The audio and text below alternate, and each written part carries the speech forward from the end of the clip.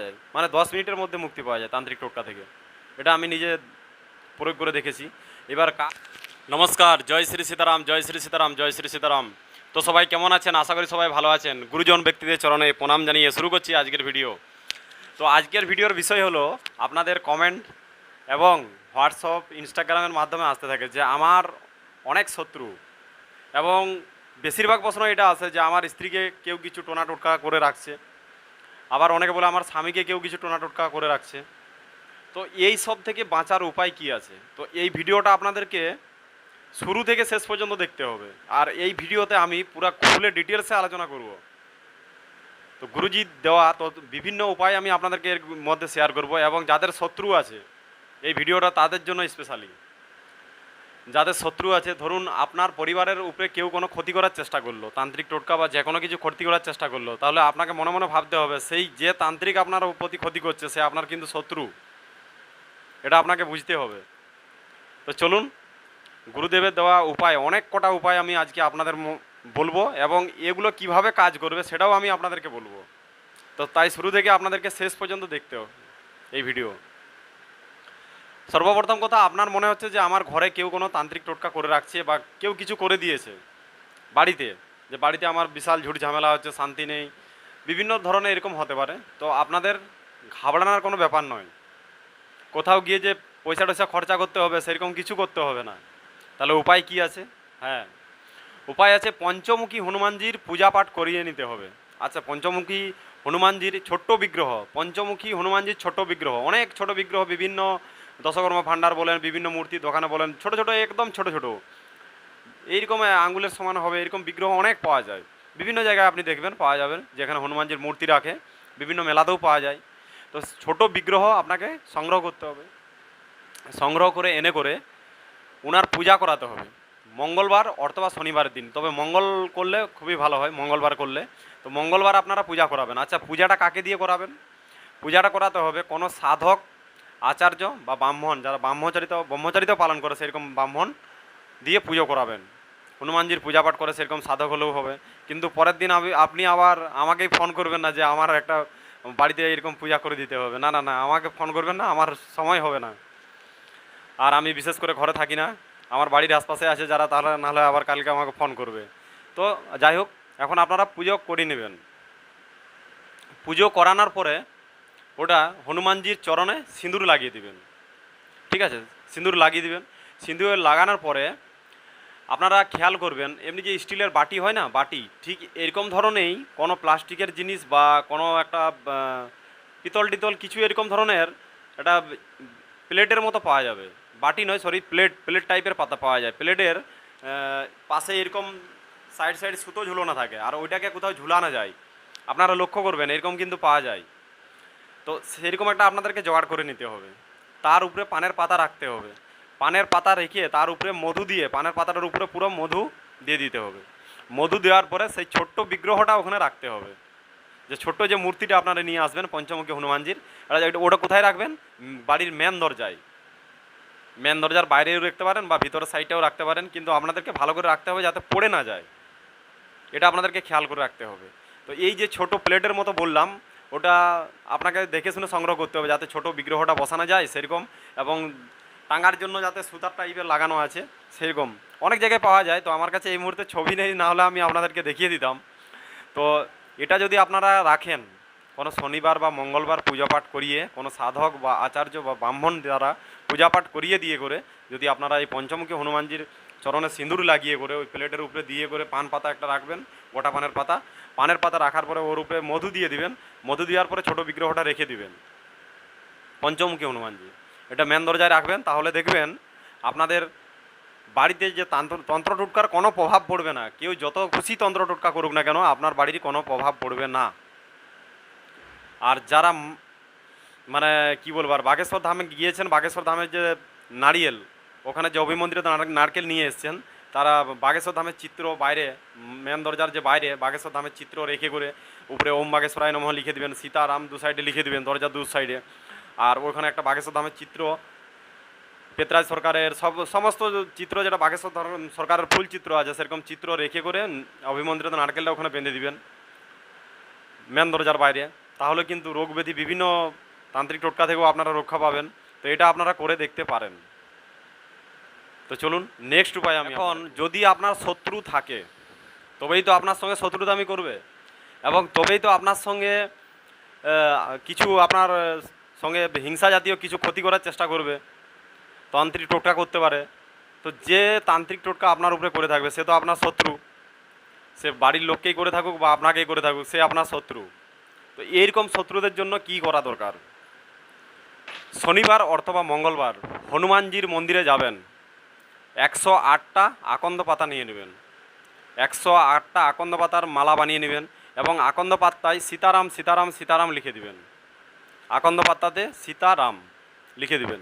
এভাবে 108টা আকন্দর পাত্তার মালা বানিয়ে গিয়ে করে কোনো হনুমানজির মন্দিরে যাবেন, সেখানে গিয়ে পূজারীকে বলবেন, আপনাকে তো ওখানে চড়াতে দিবে না ডাইরেক্ট, তো পূজারীকে বলবেন আপনি এটা চড়িয়ে দিতে। আর যখন ওটা হনুমানজির চরণে চড়িয়ে দিবেন বা মালা হিসাবে পরিয়ে দিবেন, যখন ওটা পরাবেন তখন ওটা আপনি কি করবেন, সেই সময় আপনাকে শত্রুর নাম নিতে হবে 3বার। দেখবেন শত্রু আপনার সঙ্গে শত্রুতামি করা ধীরে ধীরে বন্ধ করে দিয়েছে। এটা শনিবার মঙ্গলবারে করবেন।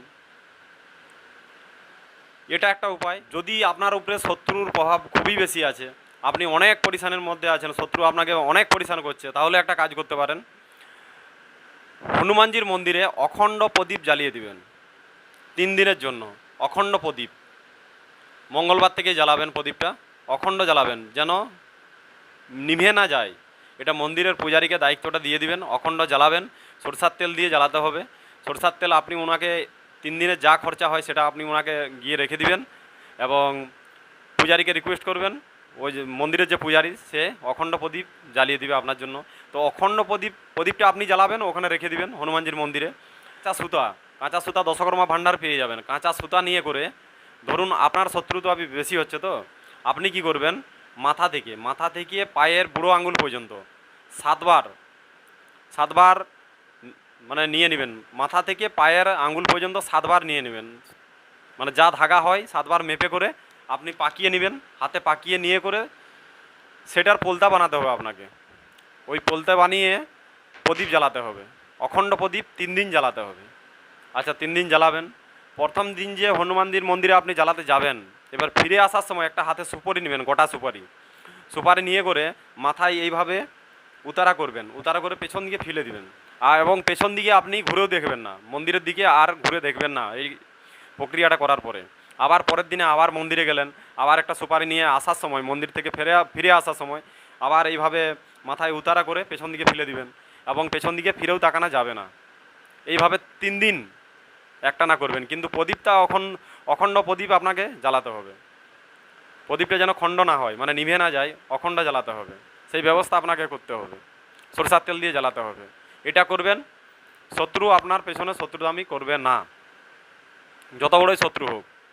এটা আমার দেওয়া, এইসব কোনো আমার উপায় নয়, সব গুরুজির দেওয়া উপায় আমি আপনাদেরকে তুলে ধরলাম। আচ্ছা এগুলো কে কে করতে পারবে? সবথেকে মেন বিষয় যে অনেক কিছু তো তান্ত্রিক টোটকা থেকে বাঁচার উপায়, শত্রুতামি থেকে বাঁচার উপায়, বিভিন্ন উপায় তো দিয়ে থাকি। তো এইগুলো অ্যাকচুয়ালি কাদের মধ্যে কারা কারা এটা প্রয়োগ করতে পারে? প্রয়োগ তো যে কেউ করতে পারে, কিন্তু আপনার উপরে হনুমানজির শ্রদ্ধা ভক্তি নিষ্ঠা অবশ্যই থাকা দরকার। এবং মাছ মাংস পেঁয়াজ রসুন এগুলো সেবন কিন্তু করা যাবে না। সেই সব মানুষে এই সবের ফল পাবে, সেই সব মানুষরাই পাবে। এই নয় যে কালকে আমি মাছ মাংস পেঁয়াজ রসুন ছেড়ে দিয়েছি আর আজকে জয় হনুমান জ্ঞান গুণ সাগর জয় কপিস্তি লোক জাগর। না, দীর্ঘদিন ধরে আপনারা পূজা পাঠ করছেন, দীর্ঘদিন নাও হতে পারে, মন প্রাণ ভক্তি থেকে আপনারা করছেন। ধরুন কেউ আজ থেকে ধরুন কেউ ছেড়ে দিল, বা 1 মাস আগের থেকে কেউ মাছ মাংস পেঁয়াজ রসুন ছেড়ে দিয়েছে, হনুমানজির চরণে শরণাগতি হয়ে গেছে, বাগেশ্বর ধাম বালাজির সঙ্গে জুড়ে আছে, তাদের কিন্তু এই টোটকা থেকে উপকার পাবেন, এরকম ধরনের টোটকা থেকে উপকার পাবেন।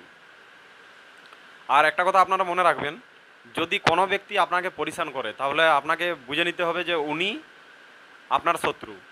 আপনার পরিবারের উপরে অথবা আপনার উপরে কেউ যদি তন্ত্র টোটকা করছে, তাহলে আপনাকে বুঝতে হবে যে যে তন্ত্র টোটকা করছে উনি হচ্ছে আপনার একমাত্র শত্রু। তো আগে শত্রুকে বন্ধ করতেই হবে। শত্রুতা আমি যাতে বন্ধ করে তবেই তো আপনি উপায় থেকে বাঁচবেন। না হলে আজকে কোনো তন্ত্র টোটকা ধরুন কাটান করে নিলেন, এরপরে ধরুন আবার আপনাকে কোনো দিন করে দিল, তো সেই জন্য আপনাকে প্রতি মাসে এটা করতে হবে। যে শত্রুতামির যে উপায়টা বলেছি এটা প্রতি মাসে আপনি করবেন, যাদের প্রচণ্ড শত্রুর প্রবলেম।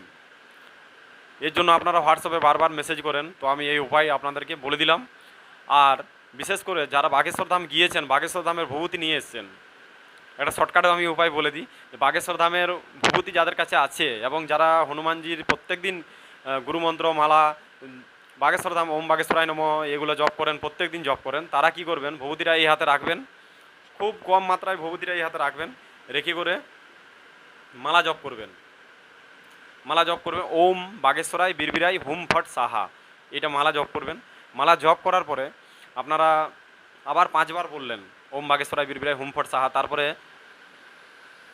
3 বার রোগীর নাম গোত্র, মানে যাকে তান্ত্রিক টোটকা করেছে সেরকম মনে হচ্ছে, 3 বার নাম এবং গোত্র, নাম গোত্র বলবেন, বলে করে 3টা এমন ফু দিবেন ভূভূতিটা যাতে উড়ে না যায়, দূর থেকে হালকা করে ফু দিবেন, ফু দিয়ে করে ওটা ভূভূতিটা প্রয়োগ করবেন। এইভাবে দুটো আঙুলের সাহায্য নেবেন, এই দুটো আঙুলের সাহায্য নিয়ে মাথায় নেবেন, কপালে নেবেন, তারপরে জিভায় নেবেন, তারপর ওই শিখায় নেবেন, এইখানে যে শিখা থাকে শিখায় নেবেন।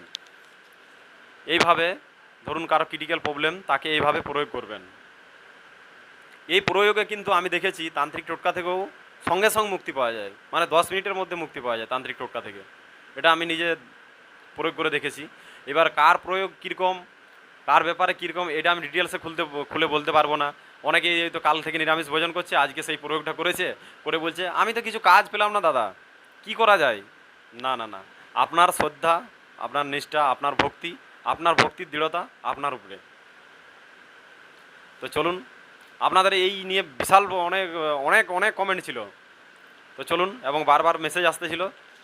দেখা হবে আবার একটা পরের ভিডিওতে। তো এই ভিডিও যদি ভালো লেগে থাকে তাহলে অবশ্যই লাইক করবেন, শেয়ার করবেন, সাবস্ক্রাইব করবেন। যদি আমার ভিডিও ভালো লেগে থাকে, দেখা হবে আবার পরের ভিডিওতে। ততক্ষণের জন্য সবাই ভালো থাকুন, সুস্থ থাকুন। জয় শ্রী সীতারাম, জয় শ্রী সীতারাম, জয় শ্রী সীতারাম।